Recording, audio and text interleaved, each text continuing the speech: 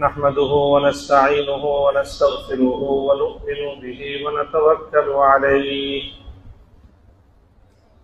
ونشهد أن لا إله إلا الله وحده لا شريك له ونشهد أن سيدنا ومولانا محمدا عبده ورسوله صلى الله تعالى عليه وعلى آله وأصحابه وبارك وسلم تسليما كثيرا. أما بعد، فأعوذ بالله من الشيطان الرجيم. بسم الله الرحمن الرحيم. الذين آمنوا ولم يلبسوا إيمانهم بظلم أولئك لهم الأمن وهم مهتدون.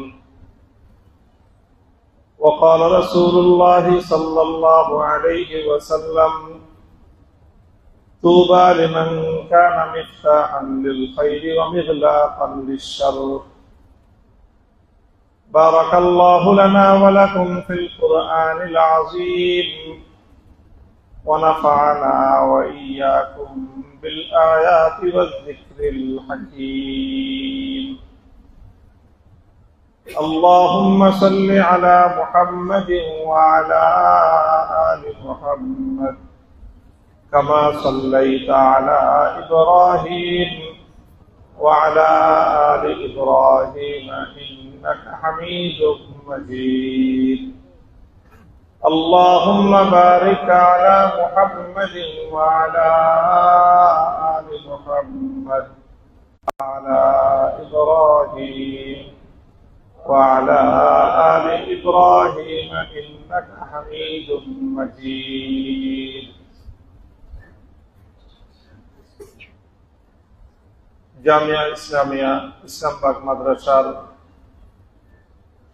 জামে মসজিদে উপস্থিত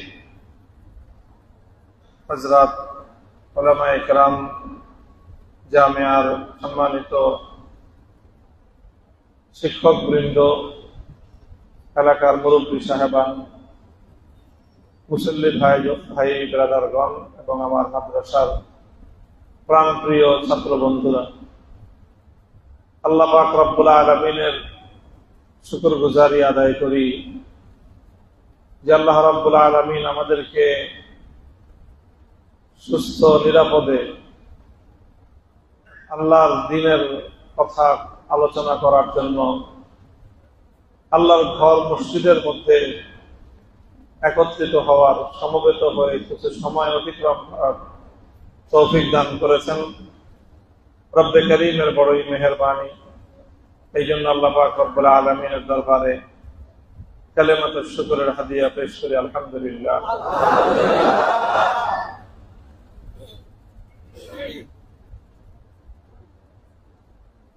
হযরত রাসূল আকরাম সাল্লাল্লাহু আলাইহি ওয়াসাল্লামের অত্যন্ত গুরুত্বপূর্ণ দুটো নির্দেশনা আমি আপনাদের সম্মুখে আলোচনা করার ইচ্ছা করতেছি।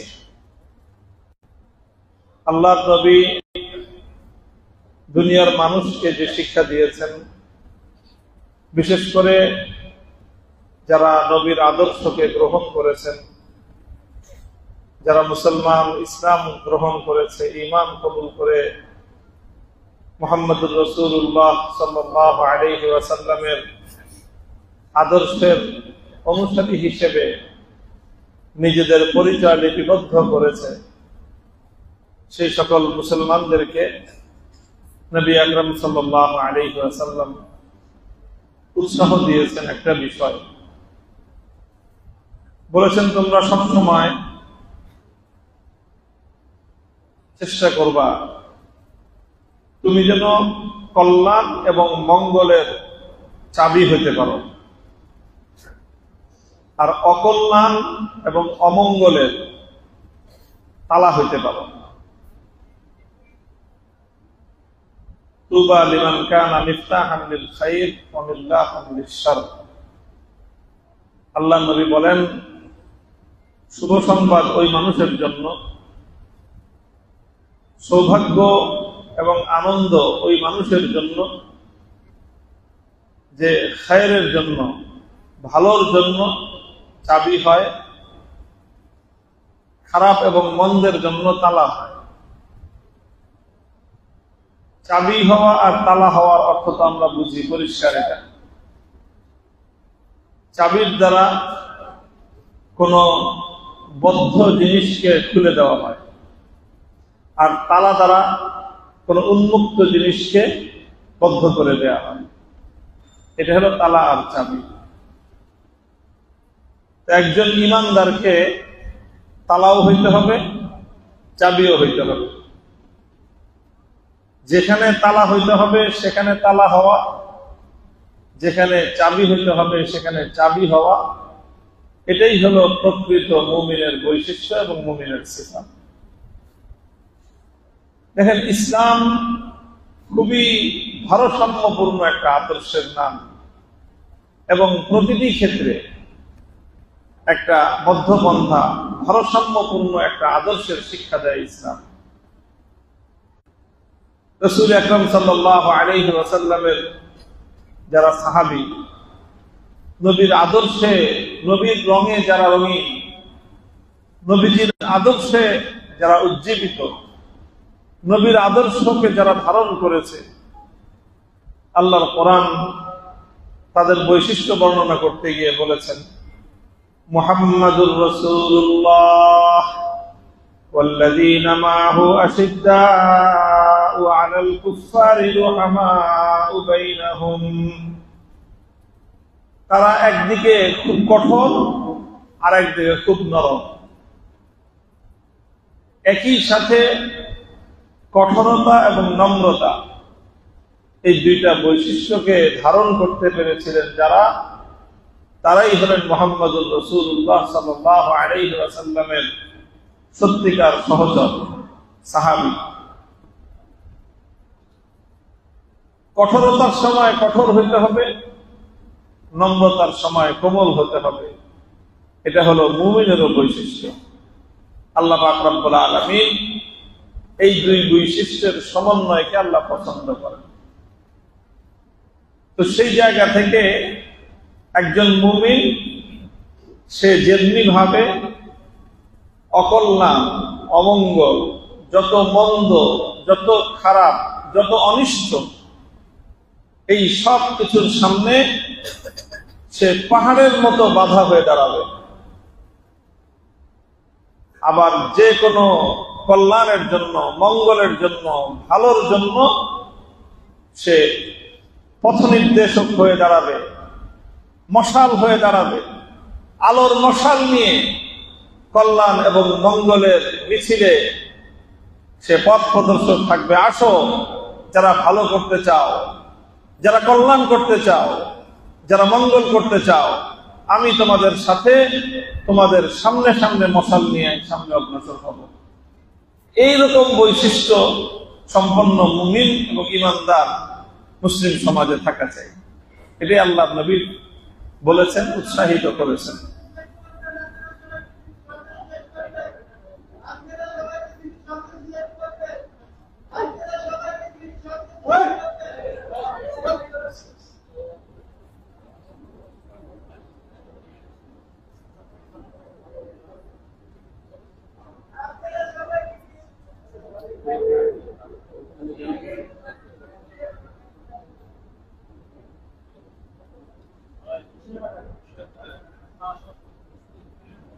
এই জন্য এটা আমাদের খুব জরুরি একটা বিষয়। এই বৈশিষ্ট্য আমাদেরকে হাসিল করার চেষ্টা করতে হবে। যখনই কোনো কল্যাণের কাজ দেখব, সেই কল্যাণকে সঙ্গ দেওয়া, সেই কল্যাণকে শক্তিশালী করা, সেই ভালোকে উৎসাহিত করা, অগ্রসর করে দেওয়ার জন্য কাজ করা। একজন মুমিন ব্যক্তি সে হবে খুব অ্যাক্টিভ, তৎপর, অকর্মণ্য নিষ্ক্রিয় ব্যক্তি ভালো ইমানদার হতে পারে না। ভালো ইমানদার আল্লাহ এবং তার রাসূল যেরকম মুমিন পছন্দ করেন, সেই মুমিনের অন্যতম বৈশিষ্ট্য হলো মুমিন হবে সক্রিয়, অ্যাক্টিভ হবে মুমিন, এবং তার সক্রিয়তা, তার তৎপরতা হবে কি, যে প্রতিটি ভালো কাজের সাথে সে থাকবে, প্রতিটি মন্দ কাজের পথে সে বাধা হয়ে দাঁড়াবে। আমরা অনেক সময় আমাদের মধ্যে এরকম টেন্ডেন্সি, এরকম মানসিকতা আমাদের অনেকের মধ্যে কাজ করে যে আমরা ঝামেলা এড়ায় চলতে চাই, নির্ঝঞ্ঝাট থাকতে চাই। এখানে গেলে আবার কোন ঝামেলায় জড়ায়, হয়ে দাঁড়ায়, কে কি মনে করে, এইরকম নানা রকম চিন্তা ভাবনা করে নিজের সেফটির কথা আমরা এত বেশি ভাবি যে কোন রকম ঝামেলা, কোন রকম ঝঞ্ঝার মুখোমুখি আমরা হতে চাই না। দেখেন, ভালোর জন্য, কল্যাণের জন্য, ইসলামের জন্য, আল্লাহর দ্বীনের জন্য কোন ঝামেলায় জড়ানো, কোন ঝুঁকি নেওয়া, এটা একজন মুমিনের জীবনের পরম লক্ষ্য হওয়া চাই। নির্ঝঞ্ঝাট আরাম আয়েশে খাইলাম, থাকলাম, জীবন যাপন করলাম, বাস এরপরে ভালোই ভালোই দুনিয়া থেকে চলে গেলাম, আমার জীবনে কোনো ঝামেলা হলো না, এই জীবনটা কিন্তু খুব সুন্দর এবং পছন্দনীয় জীবন, ব্যাপারটা এমন না। আল্লাহ পাক রব্বুল আলামিন কিয়ামতের দিন মানুষকে যাচাই করবেন। কি যাচাই করবেন? দেখবেন যে কার জীবনে বিভিন্ন রকম দ্বীনি কাজ করতে গিয়ে, দ্বীনের জন্য কার গায়ে আঘাতের চিহ্ন আছে, কার জীবনে আঘাতের চিহ্ন আছে, সত্যের জন্য, ইসলামের জন্য, আল্লাহর জন্য, আল্লাহর রাসূলের জন্য। আল্লাহ দেখবেন যে কার জীবনে আঘাত, ঘাত, প্রতিঘাত, নানা ধরনের সমস্যা, এগুলোর চিহ্ন এবং এর আলামত কার জীবনে আছে আর কার জীবনে নাই, এই দুইটাকে আল্লাহ পাক রব্বুল আলামিন পার্থক্য করবেন। এই জন্য সাহাবায়ে কেরাম তারা এটাকে পছন্দ করতেন যে প্রত্যেকের জীবনে এমন কিছু থাকুক, এমন কিছু থাকুক, তার শরীরে এমন কিছু আলামত আর নিদর্শন থাকুক, যেটার মাধ্যমে সে কিয়ামতের দিন আল্লাহ পাক রব্বুল আলামিনের দরবারে নিজেকে উপস্থাপন করে বলতে পারবে যে আল্লাহ, এই যে দেখেন আমি আপনার দ্বীনের জন্য এই ঘাত প্রতিঘাতটা সহ্য করেছি, এই দেখেন আমার শরীরে জখমের চিহ্ন আছে, এই দেখেন আমার শরীরে আঘাতের চিহ্ন আছে, এই আঘাত, এই জখম দুনিয়ার কোন স্বার্থে আমি বহন করি নাই, ব্যক্তিগত কোন স্বার্থে আমি এই আঘাত বহন করি নাই, এই আঘাত, এই ক্ষত চিহ্ন, এই জখম, এটা আমি শরীরে বরণ করে নিয়েছি আল্লাহ আপনার জন্য এবং আপনার দ্বীনের জন্য, আপনার রাসূলের জন্য। আম হাসিবতুম আন তাদখুলুল জান্নাতা ওয়ালাম্মা ইয়া'লামিল্লাহু আল্লাযীনা জাহাদু মিনকুম ওয়া ইয়া'লামাস সাবিরিন। কোরআনে পাকের এই আয়াত, কাছাকাছি আয়াত সূরা বাকারা এবং সূরা আলে ইমরানের মধ্যে আছে। আমার আব্বাজান মরহুম হযরত শাইখুল হাদিস রাহমাতুল্লাহি আলাইহি, তিনি তো আমাদের এই ঢাকাইয়া ভাষায় বেশি কথা বলতেন, আঞ্চলিক ভাষায় বয়ানের সময়। তিনি আয়াতের অর্থ বলতেন এরকম ভাবে, আল্লাহ বলতেছেন, তোমরা কি ভাবছো যে নামাজ রোজার ঘাটতি নিয়ে বগল দলা করে আরামসে বেহেশতে চলে যাবা? এটা কি তোমরা ভেবে রাখছো? তাহলে এটা ঠিক না ভাবনাটা। যে বা শুধু কিছু ইবাদত বন্দেগীর জীবনে দুইটা ঘাটতি আছে, ইবাদত বন্দেগী করছো, আরামে আরামে থাকছো, কখনো তোমার জীবনে ঝুঁকি আসে নাই, ঝামেলা আসে নাই, ঝঞ্ঝা আসে নাই, এইভাবে নামাজ আর রোজা ইবাদত বন্দেগীর কিছু ঘাটতি জমা করছো, এই ঘাটতি বগল তলায় কইরা সুরসুর করে জান্নাতে চলে যাবা, ব্যাপারটা যদি কেউ এরকম ভেবে থাকো, তাহলে কোরআন বলতেছে যে মস্ত বড় ভুলের মধ্যে আছে। ওয়ালাম্মা ইয়ালামিল্লাহু আল্লাযীনা জাহাদু মিনকুম ওয়া ইয়ালামাস সাবিরিন। আল্লাহ পাক নিজে একজন একজন করে যাচাই করে দেখবেন যে কে আল্লাহর দ্বীনের জন্য কতটুকু কষ্ট স্বীকার করেছে, কাকে হতে হয়েছে, কাকে কতটুকু ধৈর্যের পাহাড় হয়ে থাকতে হয়েছে, এটা যাচাই করা ছাড়া আল্লাহ পাক রব্বুল আলামিন কাউকে বেহেশতে যেতে দিবেন না, জান্নাতে যেতে দিবেন না।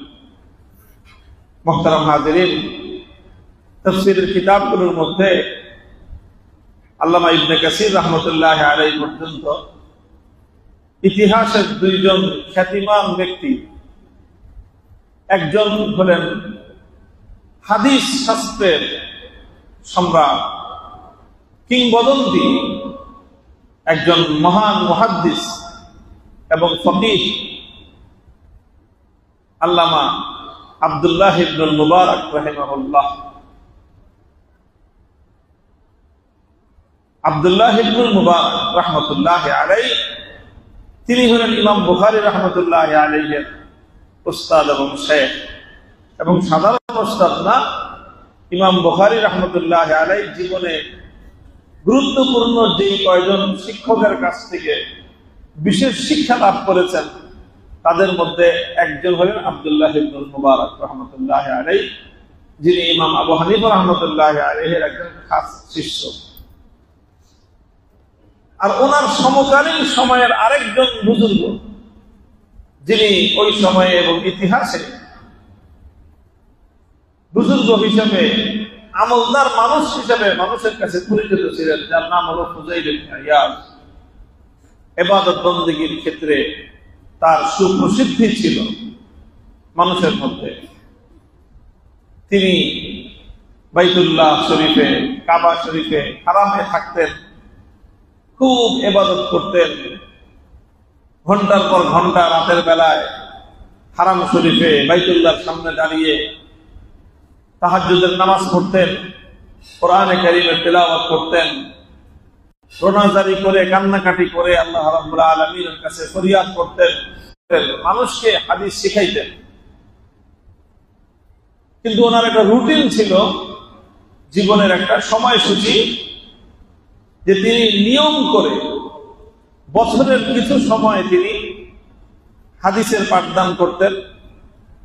সারা দুনিয়ার হাদিস শিক্ষার্থীরা ওনার কাছে আসতো ইলমে হাদিসের শিক্ষা অর্জন করার জন্য। আর কিছু সময় তিনি জিহাদের ময়দানে কাটাতেন, সেই সীমান্ত এলাকায় পাহারাদারি করতেন। তো তিনি এইভাবেই ওনার জীবনটাকে দুই ভাগ করে কাটাতেন। এক ভাগ বাড়িতে থাকতেন, হাদিস পড়াইতেন, দুনিয়া থেকে বিভিন্ন প্রান্ত প্রান্ত থেকে হাদিসের শিক্ষার্থীরা, অন্বেষণকারীরা, জ্ঞানের অন্বেষীরা তার কাছে আসতো এবং এসে তার কাছ থেকে ইলমের ক্ষুধা নিবারণ করত, হাদিসের শিক্ষা তারা অর্জন করত। আরেক ভাগ সময় তিনি কাটাতেন ঢাল তরবারি নিয়ে জিহাদের ময়দানে গিয়ে সৈনিক হিসাবে কাতারে দাঁড়ায় তিনি শত্রুর সঙ্গে লড়াই করতেন।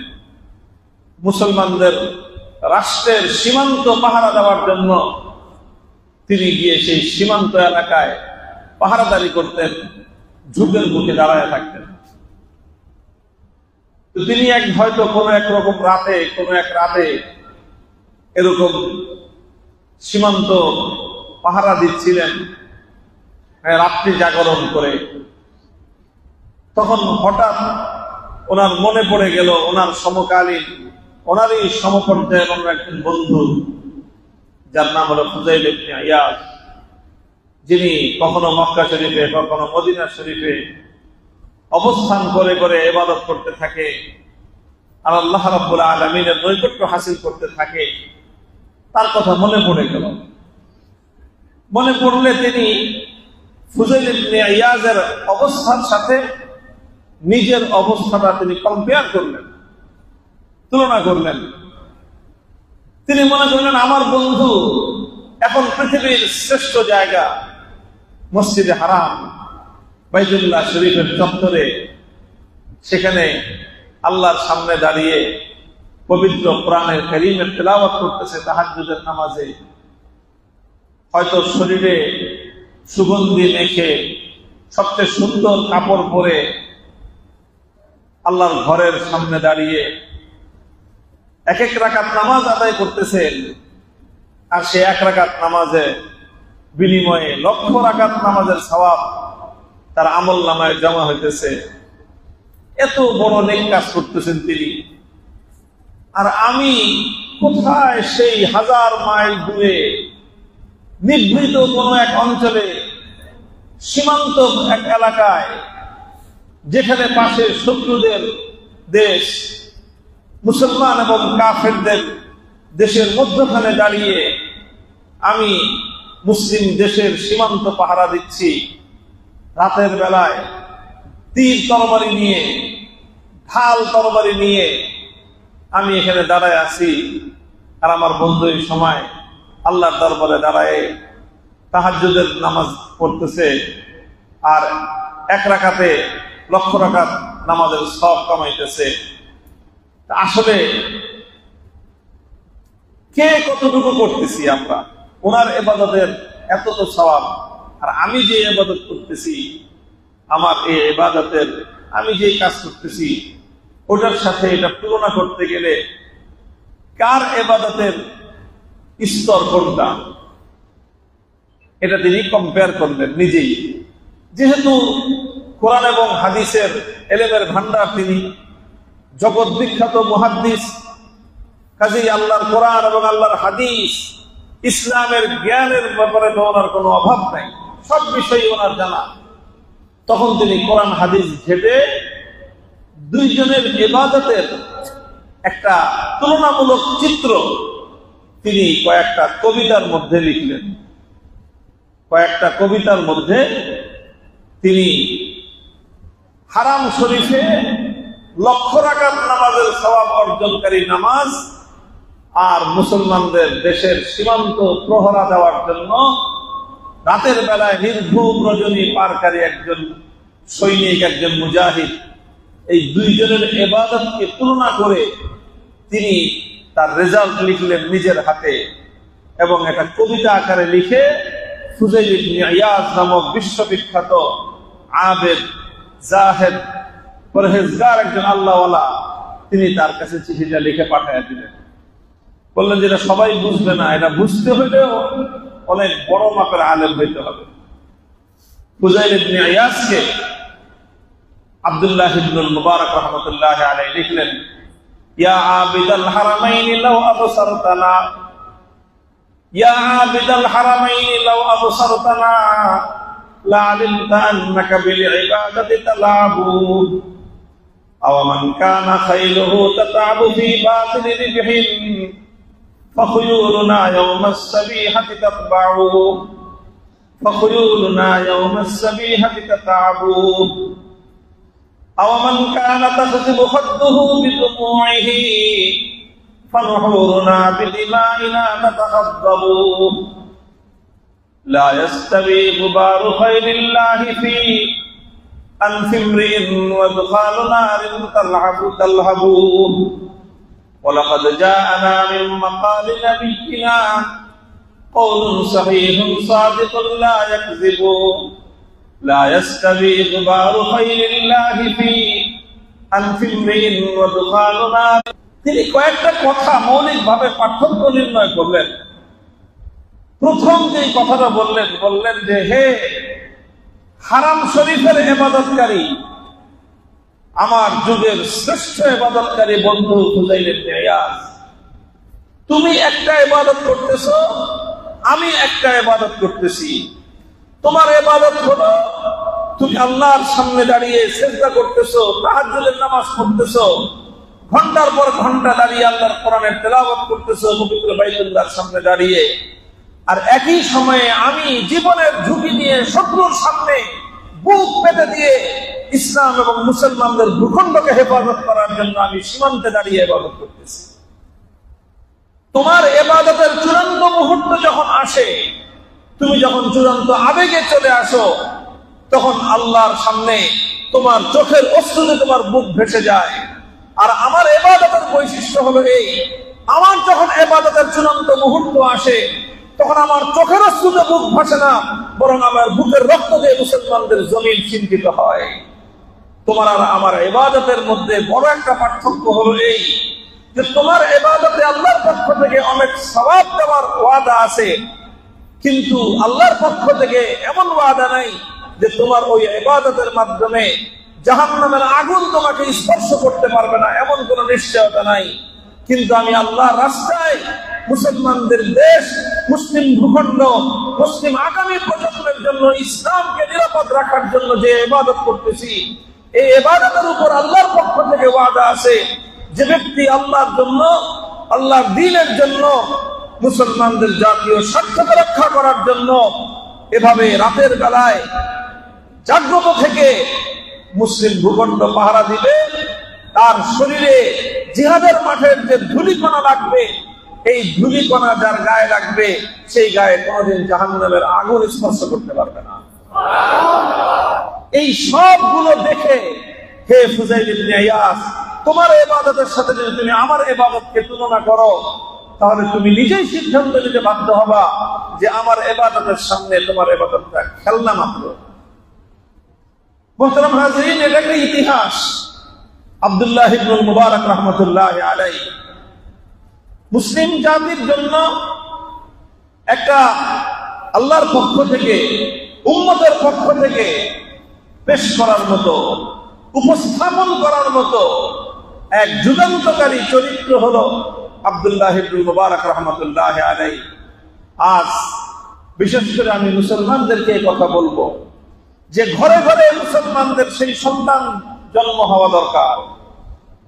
মুসলমানদের তরুণ প্রজন্ম এইরকম হওয়া দরকার, আখলাকের দিক থেকে, চরিত্র এবং আচার আচরণের দিক থেকে হবে তারা সবচেয়ে নম্র কোমল, কিন্তু আবার বাতিলের মোকাবেলায় তারা হবে বজ্র কঠোর।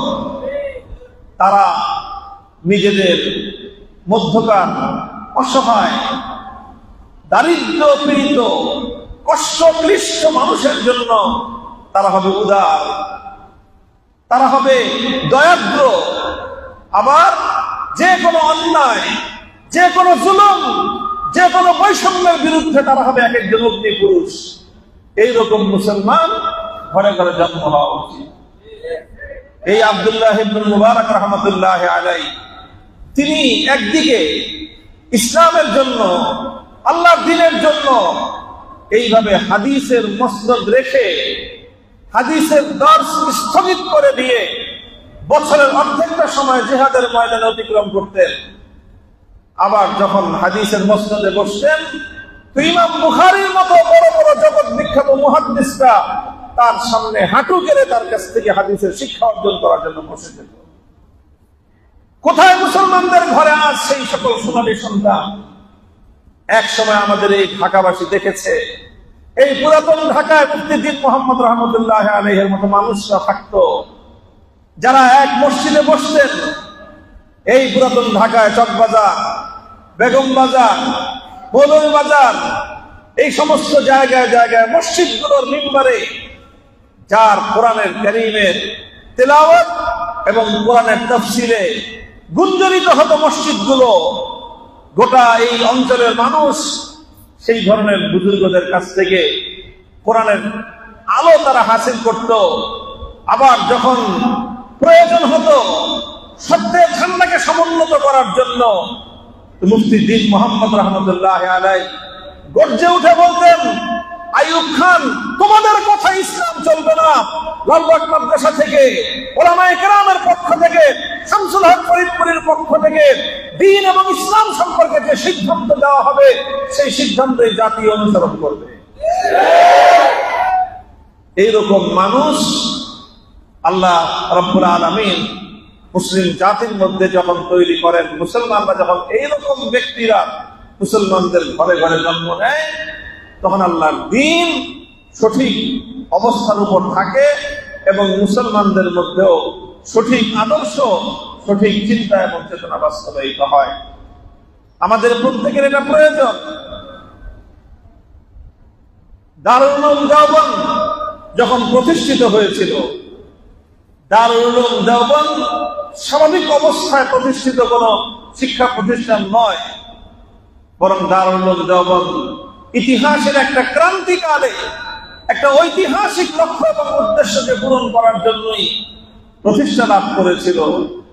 আমাদের পূর্বপুরুষগণ দারুল উলুম দেওবন্দ প্রতিষ্ঠার উদ্দেশ্য এবং তার কর্মপরিকল্পনা সুস্পষ্ট ভাষায় বর্ণনা করেছেন যে দারুল উলুম দেওবন্দ এমন কিছু সন্তান জন্ম দিবে যেই সন্তানদের মধ্যে দুইটা বৈশিষ্ট্য তাদের মধ্যে বাস্তবায়িত হবে। প্রথম বৈশিষ্ট্য হবে তাআল্লুক মা আল্লাহ, সন্তান হবে এমন যারা নিবিড়ভাবে আল্লাহ পাক রব্বুল আলামিনের সাথে সম্পর্ক তৈরি করবে, আল্লাহর সঙ্গে মহব্বত এবং ভালোবাসার সম্পর্ক তৈরি করবে। তারা হবে সময়ের শ্রেষ্ঠ আবেদ এবং জাহেদ। তারা হবে দুনিয়া বিরাগী, দুনিয়ার প্রতি লোভ লালসা তাদের মধ্যে থাকবে না। তারা আল্লাহর সাথে মহব্বত, প্রেম এবং ভালোবাসার সম্পর্ক সৃষ্টি করার জন্য আমরণ একটা চেষ্টা এবং সাধনা করে যাবে। এটা হবে তাদের একটা বৈশিষ্ট্য। আবার একই সঙ্গে তাদের আরেকটা বৈশিষ্ট্য থাকবে জিহাদ ফি সাবিলিল্লাহ। তারা যে কোনো অন্যায়, অসত্য, বাতিল, কুফর, শিরক, বিদআতের মোকাবেলায় তারা হবে পাহাড়ের চেয়ে অটল এবং মজবুত। এইরকম বৈশিষ্ট্য মুসলমানদের ঘরে ঘরে সেই সন্তান তৈরি হওয়া প্রয়োজন। মোহতারাম হাজরিন, আল্লাহ হযরত আব্দুল্লাহ ইবনে মুবারক রাহমাতুল্লাহ আলাইহির কথা আসছে জন্য প্রসঙ্গ করলে ওনার আরেকটা কথা মনে পড়ে গেল, আপনাদেরকে শোনাই। যে এই যে জীবনের নানা রং তাদের মধ্যে ছিল, একদিকে এত বড় জবরদস্ত মুহাদ্দিস, আরেকদিকে এত বড় মুজাহিদ। আবার যখন তিনি বাড়িতে থাকতেন তখন এলাকার মানুষের সাথে তার কেমন আচরণ হতো, কেমন সম্পর্ক হতো। কিতাবের মধ্যে লেখা হয় যে আব্দুল্লাহ ইবনে মুবারকের পাশে এক ইহুদির বাড়ি ছিল, পাশের বাড়িটাই ইহুদির বাড়ি। যে কোনো কারণে ইহুদি তার বাড়িটা বিক্রি করে দেওয়ার সিদ্ধান্ত নিল। বাড়িটা বিক্রি করে দিবেন, জায়গা সহ বাড়ি বিক্রি করবে। এখন সে দাম হাঁকাইতেছে, দাম চায়। তো দাম যে ডিমান্ড করতেছে, সে তার বাড়ির জায়গার যে মার্কেট ভ্যালু আছে, বাজার দর, ডবল দাম চাইতেছে সে। এখন মানুষ জিজ্ঞাসা করে যারা কিনতে চায় যে ভাই এটা কিরকম কথা, এই এলাকার রেট তো এরকম না, এলাকার রেট আছে 10,000 দিরহাম, তুমি 20,000 দিরহাম দাম টাকাইতেছো, এই দামে তো কেউ কিনবে না। এত দাম, অযৌক্তিক দাম তুমি কেন চাও, ডিমান্ড কেন করতেছো তুমি? তখন ইহুদি যেই কথাটা বলেছে শুনলে আপনারা আশ্চর্যান্বিত হয়ে যাবেন যে মুসলমানদের সোনালী যুগটা কেমন ছিল, মুসলমানদের স্বর্ণালী যুগ, মুসলমানদের গৌরবের যুগ, মুসলমানদের বিজয়ের যুগ মুসলমানরা কিভাবে উদযাপন করত, কিভাবে পালন করত।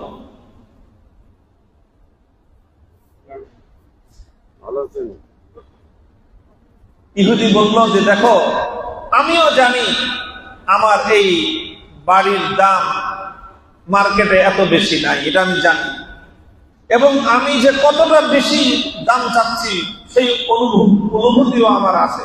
আমি ডবল দাম চাইতেছি, পরিষ্কার কথা। কেন তুমি জানো বুঝা ভাই, কেন ডবল দাম চাইবা, কেন ডবল দাম চাইতেছো তুমি? তো সে বলল যে এই কথাটা, যে দেখো আমি এই জায়গার অর্ধেক দাম চাইতেছি জমির দাম, আর অর্ধেক দাম চাইতেছি জমির দাম না, বরং আমি যে আব্দুল্লাহ ইবনে মুবারকের মতো এরকম একজন মানুষের প্রতিবেশী, এরকম একজন সোনার মানুষের প্রতিবেশী বাগনায় হওয়া যায় না। তার প্রতিবেশী হওয়াটা অনেক দামি। এই জন্য এইরকম একজন ভালো মানুষের প্রতিবেশী হওয়ার যে সুযোগ, আমার এই জায়গাটা যে কিনবে সে ওই সুযোগটা পাবে। এই ফ্যাসিলিটির কারণে আমাকে ডবল দাম দিতে হবে। আছে আমাদের এখন এরকম লোক সমাজে কি পরিমাণ আছে, যে আমার প্রতিবেশী সে কে? সে একজন ইহুদি, সে আমার ধর্ম আসধর্মীয় ভাই না, সে একজন বিধর্মী। তাও কোন ধর্মের? সবচেয়ে দুষ্ট প্রকৃতির যে ধর্মের অনুসারীরা, একজন ইহুদি ওনার প্রতিবেশী হয়ে তার সার্টিফাইড, এটা সে নিজে, এটা সে আব্দুল্লাহ ইবনে মুবারক রাহমাতুল্লাহ আলাইহি সম্পর্কে এই সার্টিফিকেশন করছে যে জায়গার যা দাম, আব্দুল্লাহ ইবনে মুবারকের বাড়ির পাশে হওয়ার কারণে এই জায়গার ডবল দাম। মুহতারাম হাজিরিন, শিক্ষণীয় বিষয় হলো এই জায়গাটাতে যে আমাদেরকে সেই আখলাক, সেই চরিত্র আমাদের মধ্যে ধারণ করতে হবে। রাতের বেলাগুলো আমাদের ইবাদতের মধ্যে, তেলাওয়াতে কোরআনের মধ্যে, তাহাজ্জুদের নামাজের মধ্যে অতিক্রম করা চাই। আজ মুসলমানরা ব্যাপকভাবে ইবাদত বন্দেগী থেকে আল্লাহর নৈকট্য অর্জনের এই ইচ্ছা, এই অভিপ্রায়, এ থেকে মুসলমানদের জেনারেশন ধীরে ধীরে দূরে সরে যাচ্ছে।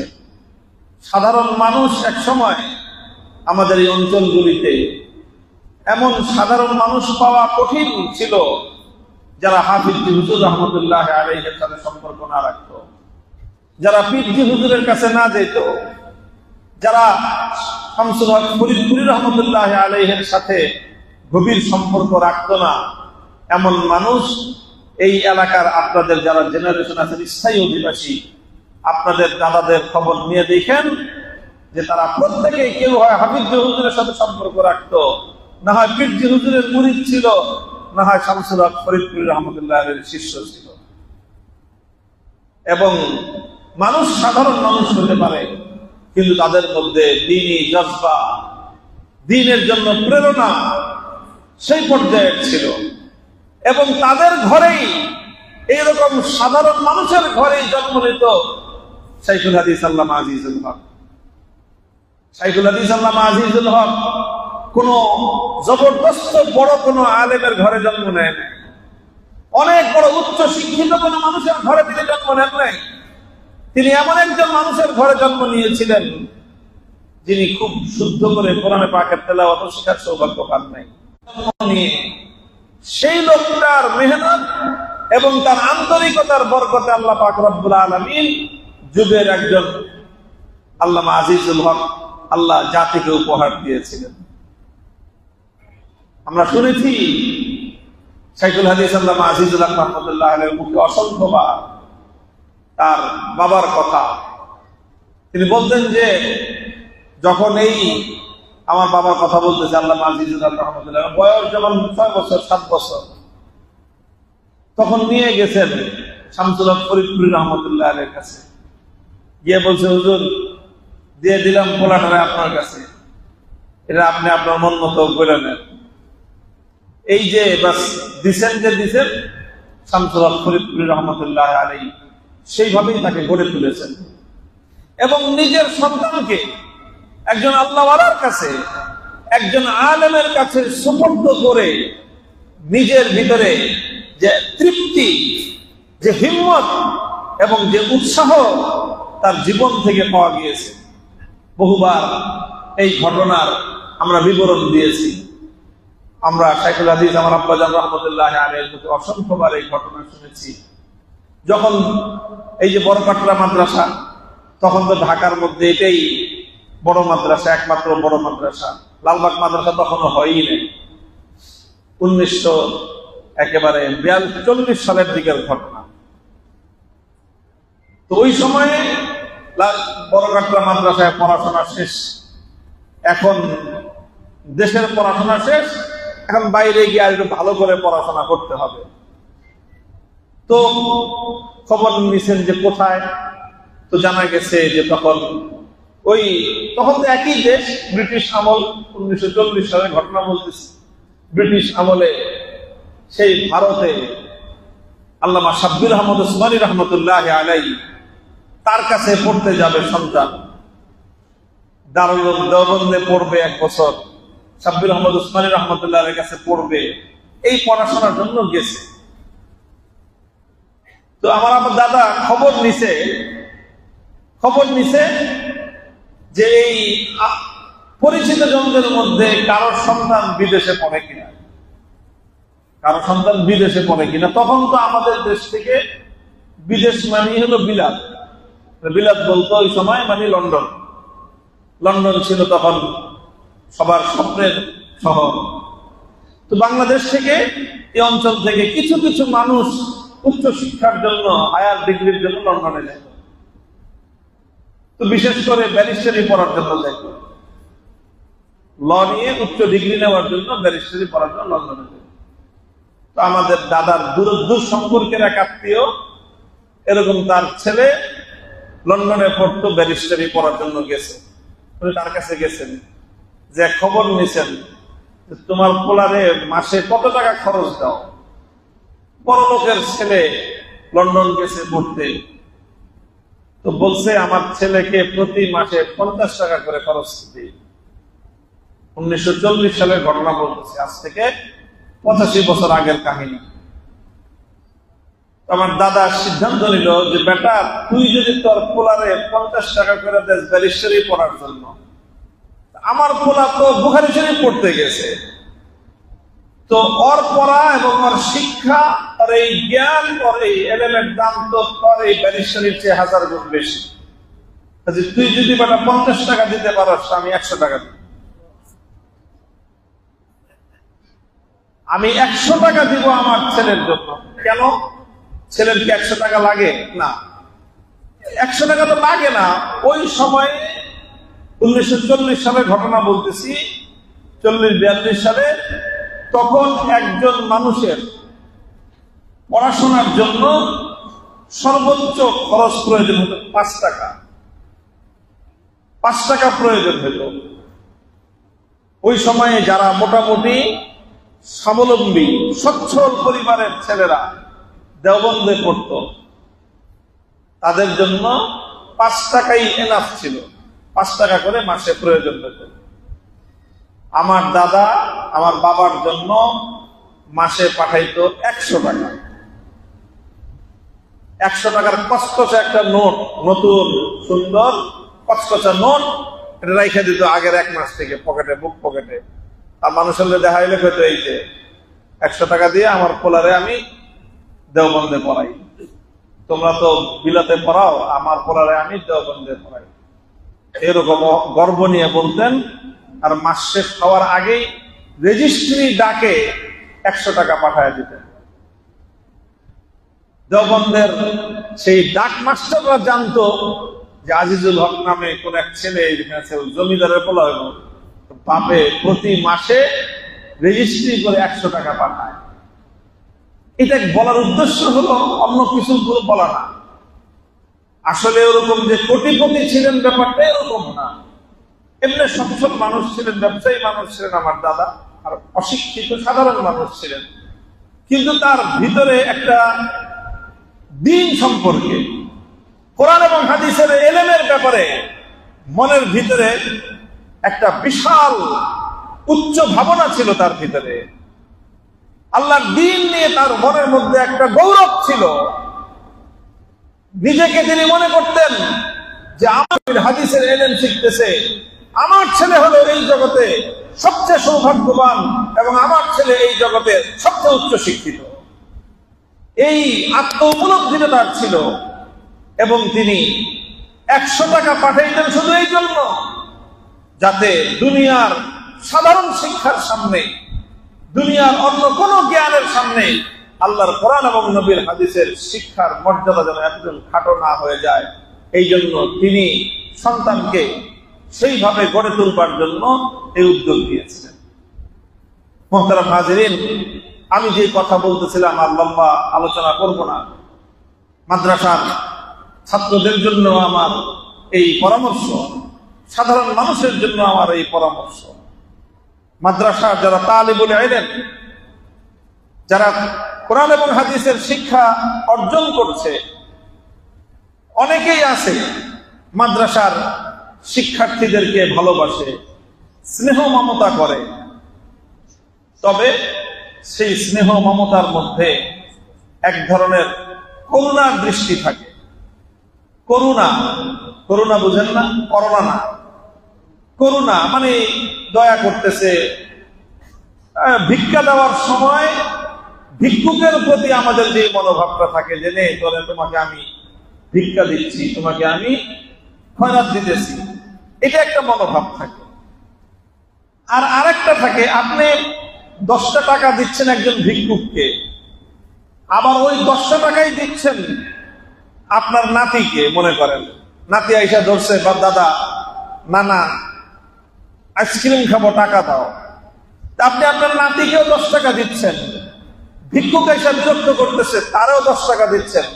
বলেন তো, এই দুইটা 10 টাকা দেওয়ার সময় টাকা কিন্তু একই টাকা, একই মূল্যমান, আপনার মনোভাব উভয় সময় কি একরকম? ভিন্ন রকম মনোভাব। ভিক্ষুককে দেওয়ার সময় আপনি মনে করেন যে আপনি তাকে অনুদান দিচ্ছেন, আপনি তাকে খয়রাত দিচ্ছেন।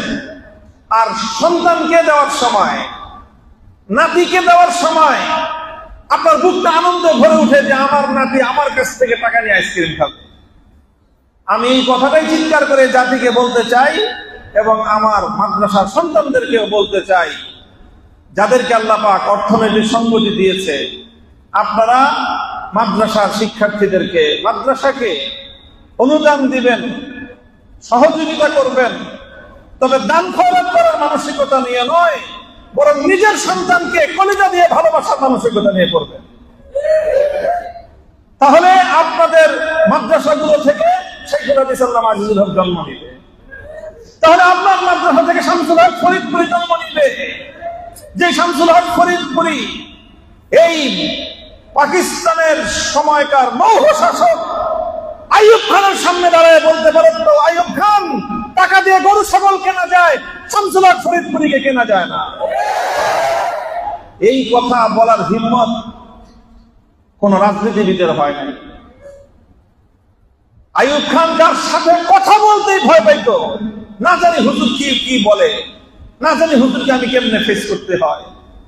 এই যে সাহস, এই যে আত্মমর্যাদা, এই যে আত্মগৌরব, এটা শামসুল হক ফরিদপুরি কোত্থেকে হাসিল করছিলেন?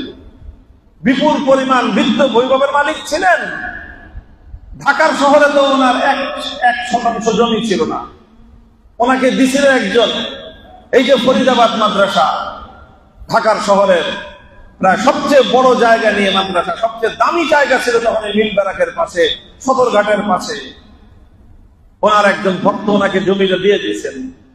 পুরা জমি এখনো দখলমুক্ত হয় নাই, কিছু জমি এখনো বেদখল হয়ে আছে। এরপরে যা দেখেন ফরিদাবাদ মাদ্রাসার জায়গাটা কত বড়। শামসুল হক ফরিদপুরি আমাদের লিখে দিচ্ছে, উনি বলছে আমার জমির দরকার নাই, এটাকে মাদ্রাসা বানায় দাও, দিয়ে দিচ্ছেন। আমরা শুনেছি লালবাগ মাদ্রাসায় হুজুর যে কামরাটায় থাকতেন, শামসুল হক ফরিদপুরি রহমতুল্লাহ এর মাথার উপরে একটা ফ্যান ছিল, কিন্তু কোনোদিন ছাড়তেন না। এটা ফ্যান বন্ধ করে ঘুমাইতেন। ঘরের মধ্যে বিছানা একটা চকি ছিল, কাঠের চকি, কাঠের চকির উপরে একটা খেতা বিছিয়ে ঘুমাইতেন। ব্যাস, কোন মেহমান আসলে ফ্যানটা ছাড়তেন, মেহমান চলে গেলে সাথে সাথে ফ্যানটা বন্ধ করে দিতেন। আমার তো ফ্যানের দরকার নাই।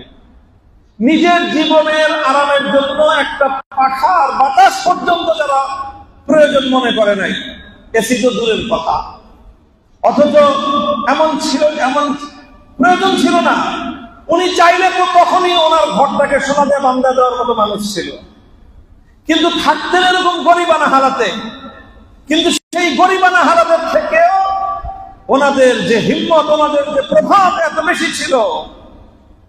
যখন ফ্যামিলি প্ল্যানিং, কোরআন বিরোধী আইন যখন তৈরি করতে গেছে আইয়ুব খান, তখন তাকে 7 বার ভাবতে হয়েছে যে শামসুল হক ফরিদপুরির মতো মানুষ এখনো জমিনের উপরে আছে, এই ধরনের আইন পাস করাটা তো সহজ হবে না।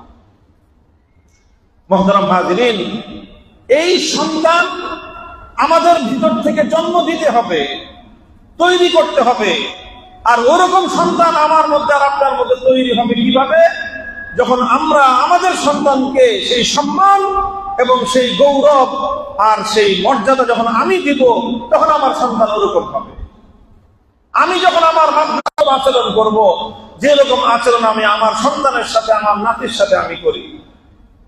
বলেন কোন দাদা, কোন নাতি, কোন নানা তার ঘরের সন্তানের সাথে, নাতির সাথে, নাতিনের সাথে, পুতির সাথে, পুতিনের সাথে যেরকম স্নেহ, মমতা, ভালোবাসা, আন্তরিকতা নিয়ে তাদের প্রয়োজনটা পূরণ করে, যদি সাধারণ মানুষ, এলাকাবাসী মাদ্রাসার ছাত্রদের প্রয়োজনগুলো সেই সম্মান আর মর্যাদার দৃষ্টি নিয়ে পূরণ করত, তাহলে এই জাতির চিত্র ভিন্ন কিছুই হইত। মুহতারাম হাজিরিন, আমি একই সাথে মাদ্রাসার ছাত্রদেরকেও বলবো এবং আপনাদেরকেও বলতেছি, আমি যেই জায়গা থেকে কথা শুরু করেছিলাম, একটা হাদিস আল্লাহর পয়গম্বরের, তুবা লিমান কানা মিফতাহান লিল খাইরি ওয়া মিগলাতান লিশ-শাররি। শুধুমাত্র নির্ঝঞ্ঝাট জীবন আরামে আরামে পার করে দিলাম। আরে ভাই, এটার নাম পুরুষের জীবন না, এটা মর্দানা জিন্দেগি নয়। মর্দানা জিন্দেগি তো হলো এই, যার জীবনে কখনো বাতিলের সাথে লড়াইয়ের জীবনের ময়দানে কাটবে, যার জীবন কখনো কোন বাতিলের সাথে হুঙ্কার দিয়ে কাটবে, কখনো তার জীবনের এমন কিছু অধ্যায় আসবে যখন তার ভয়ে বাতিল তটস্থ থাকবে যে এই এলাকায় আমরা যে গুনাহের আখড়া বসাইতেছি, অমুক হাজী সাহেব আছে, অমুক ইমাম সাহেব আছে, অমুক যুবক আছে, এদের কারণে তো এই এলাকায় অন্যায় এবং গুনাহের আখড়া জমানো যাবে না। আপনাদের ভয়ে বাতিল ভীত সন্ত্রস্ত থাকতে হলো মুমিনের কাম্য। হাজার হাজার ইমানদার কিন্তু আপনাদেরকে বা আমাদেরকে কোন বাতিল ভয় পায় না। তাহলে ভাই, এটার চেয়ে চুরি করে ঘুরা অনেক ভালো। হাতে চুরি করে ঘুরা ভালো। এটা পুরুষের জীবন না, এটা পৌরুষদীপ্ত জীবন নয়। সত্য এবং কল্যাণের যত ধারা আছে, প্রতিটি সত্য, প্রতিটি কল্যাণকে প্রতিষ্ঠিত করার জন্য দায়িত্ব নিতে হবে। দায়িত্ব এড়ায় চলবেন না। আল্লাহর পয়গম্বর বলেছেন, আলা কুল্লুকুম রাইন ওয়া কুল্লুকুম মাসউলুন আন রাইয়াতিহি। আল্লাহ পাক তোমাদের প্রত্যেককে দায়িত্বশীল বানিয়ে দুনিয়াতে পাঠিয়েছেন। আমাদের মধ্যে দায়িত্ব এড়ানোর একটা স্বভাব আছে। আমরা সবকিছু থেকে দায়িত্ব এড়ায় যেতে চাই। আচ্ছা, অন্যরা করে, করবো না। একটা গ্যাঞ্জাম লাগছে, একটা অ্যাক্সিডেন্ট হয়েছে, একটা মানুষ সে ইনজুরি হয়ে পড়ে আছে, আমরা দেখে 5 টাকায় চলে যাই, আচ্ছা অন্য কেউ দেখবে না। এটা মুমিনের জীবন না। একটা মানুষ অ্যাক্সিডেন্ট হয়েছে, দুর্ঘটনার শিকার, আমরা যাই না কেন? যে আবার কোন ঝামেলায় পড়বো, লোকটা মারা গেলে পরে মামলা মোকদ্দমা হবে, এইসব নিয়ে ঝামেলায় পড়তে হবে। আরে ভাই, দুনিয়াতে আসছি কেন আমরা? শুধুমাত্র নির্ঝঞ্ঝাট আরামে আয়েশে জীবন কাটায় পার করে চলে যাব এই জন্য না। দুনিয়াতে আল্লাহ পাক পাঠাইছেন এই জাতীয় দুনিয়ার চারিদিকের সমস্ত গ্যাঞ্জাম, ফাসাদ, যত ঝামেলা, এগুলো দায়িত্ব কাঁধে তুলে নিয়ে এই সব কিছুকে সমাধান করার উদ্যোগ নিতে হবে। আর এই সমাধান করতে গিয়ে যদি কোনো ঝামেলা আমি ফেস করি, তাহলে এটাই আমাকে আল্লাহ এবং তার রাসূলের কাছে আমার মর্যাদা বৃদ্ধি করবে। রাসূল আকরাম সাল্লাল্লাহু আলাইহি ওয়াসাল্লাম এক হাদিসের মধ্যে ইরশাদ করেছেন, আল মুমিনুল্লাযী ইউখালিতুন নাস, আল মুমিনুল্লাযী ইউখালিতুন নাস ওয়া ইয়াসবিরু আলা আযাহুম খায়রুম মিনাল মুসলিমিল্লাযী লা ইউখালিতুন নাস ওয়া লা ইয়াসবিরু আলা আযাহুম। একজন মুসলমান আছে, ভালো নামাজি, বাড়ি থেকে বের হয়, মাথা নিচের দিকে সোজা মসজিদে আসে, 20 টাকাত নামাজ, 30 টাকাত নামাজ পড়তে থাকে, পড়তে পড়তে পড়তে পড়তে কপালের মধ্যে কালো দাগ পড়ে এটা একেবারে পার্মানেন্ট হয়ে গেছে। মাশাআল্লাহ, ভালো, কোন ঝামেলার মধ্যে নাই, মানুষের সাথে তার কোনো মেলামেশাই নাই। আরেকজন মুসলমান না, সে নামাজও পড়ে, ফরজ নামাজ গাফলতি করে না, ফরজ ইবাদতে গাফলতি করে না, কিন্তু নানা রকম দেন দরবার করতে গিয়ে, নানা রকম ন্যায়ের পক্ষে দাঁড়াইতে গিয়ে, নানা রকম অন্যায়ের প্রতিবাদ করতে গিয়ে হয়তো নফল নামাজ পড়তে পারে না। ফরজ নামাজটা পড়ে তাড়াতাড়ি যাইতে হয় যে ওখানে একটা দরবার আছে, ওই দরবারে আজকে ন্যায়কে প্রতিষ্ঠা করতে হবে, ইনসাফ কায়েম করতে হবে, সত্যকে বিজয়ী করতে হবে। নফল নামাজ পড়ার টাইম পায় নাই, সে চলে গেছে দরবার করতে, সে চলে গেছে হকের ঝান্ডা সমুন্নত করতে, সে চলে গেছে ইনসাফ প্রতিষ্ঠা করতে। আল্লাহর পয়গম্বর বলেন, তুমি 1000 রাকাত নফল নামাজ পড়তে পারো। যেই মুসলমান মানুষের এই সকল ঝামেলা ফেস করে নানা রকম জায়গায় সত্যকে প্রতিষ্ঠিত করার জন্য চেষ্টা করে, সেই মুসলমান আল্লাহ এবং তার রাসূলের কাছে এই মুসলমানের চেয়ে অনেক বেশি দামি। মুহতারাম হাজিরিন, নানা রকম কথাবার্তা আমি আপনাদের সামনে বললাম। আমার উদ্দেশ্য হলো যে দেখেন, ঢাকাবাসী, ঢাকার স্থায়ী বাসিন্দা বসতি করেছেন, আপনাদের দায়িত্ব এই দেশের মধ্যে সবচেয়ে বেশি। ঢাকাবাসী যতদিন পর্যন্ত ঘুরে না দাঁড়াইছে, ঢাকাবাসীর মধ্যে যতদিন পর্যন্ত চেতনা জাগ্রত না হয়েছে, এই নিকট অতীতেও অত্যাচারী জালিম শক্তিকে ততদিন পরাজিত করা যায় না। তাদের টার্গেটই ছিল সারা দেশ তামা হয়ে যাক, ঢাকায় যেন কোনো গ্যাঞ্জাম ফ্যাসাদ না হয়। যেদিন ঢাকাবাসী জেগে উঠেছে, তখন দেশি বিদেশি সমস্ত বিদ্বেষী সমস্ত অপশক্তি তারা তাসের ঘরের মতো উঠে গেছে। কারণ এটা এই ঢাকা শত শত বছর ধরে এই গোটা এই অঞ্চলের জন্য ইসলাম এবং মুসলমানদের প্রাণ কেন্দ্র, ইসলাম এবং মুসলমানদের প্রাণ কেন্দ্র। যারা আমরা ঢাকায় থাকি, দায়িত্ব নিয়ে থাকতে হবে। দায়িত্ব নিতে না পারলে কারণ গ্রামের বাড়ির জানকে ঢাকার বাড়ি লেখা। ঢাকায় মাগি মানুষের মতো পুরুষ মানুষ দরকার নাই, মাইন্ড করেন না কথাটা।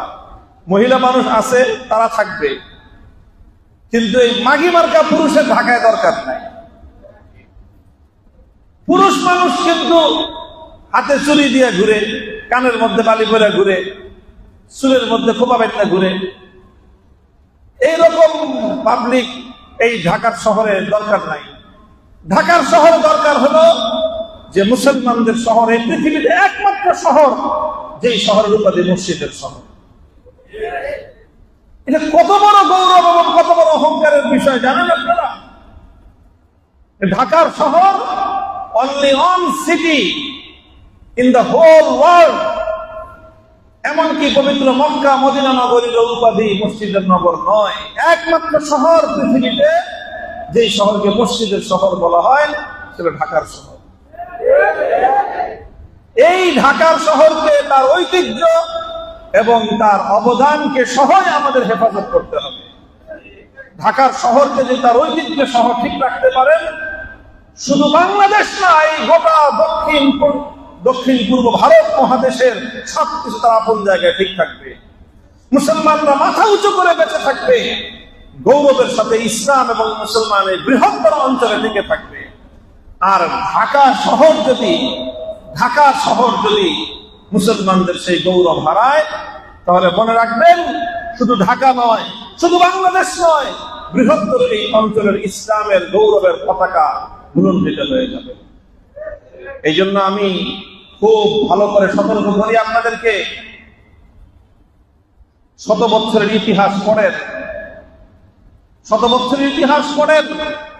বিংশ শতাব্দীর গোড়ার দিকে 1905 সাল, ওই সময় থেকে লড়াই শুরু হয়েছে। আমাদের পূর্বপুরুষরা বলেছিল যে ঢাকার উত্থান হতে হবে, ঢাকার উত্থান ছাড়া মুসলিম জাতির শক্তিমত্তা প্রতিষ্ঠিত হবে না। আর রবীন্দ্রনাথ বাবুরা তখন তারা সর্বশক্তি দিয়ে চেষ্টা করেছে ঢাকা যেন কোনোভাবেই জেগে উঠতে না পারে। এ লড়াই একদিন দুই দিনের নয়, 100 বছর ধরে লড়াই চলতেছে। ঢাকাকে কিভাবে দমন করা যায় আর ঢাকাকে কিভাবে জাগরণ করা যায়। আলহামদুলিল্লাহ, এই লড়াইয়ে অনেক সময় আমাদের উপর জুলুম এসেছে, অত্যাচার এসেছে, কিন্তু বারবার ঢাকা ঘুরে দাঁড়িয়েছে। ঢাকা যখনই ঘুরে দাঁড়িয়েছে তখনই গোটা বাংলাদেশের মুসলমান এবং ইসলাম বিজয়ী হয়েছে।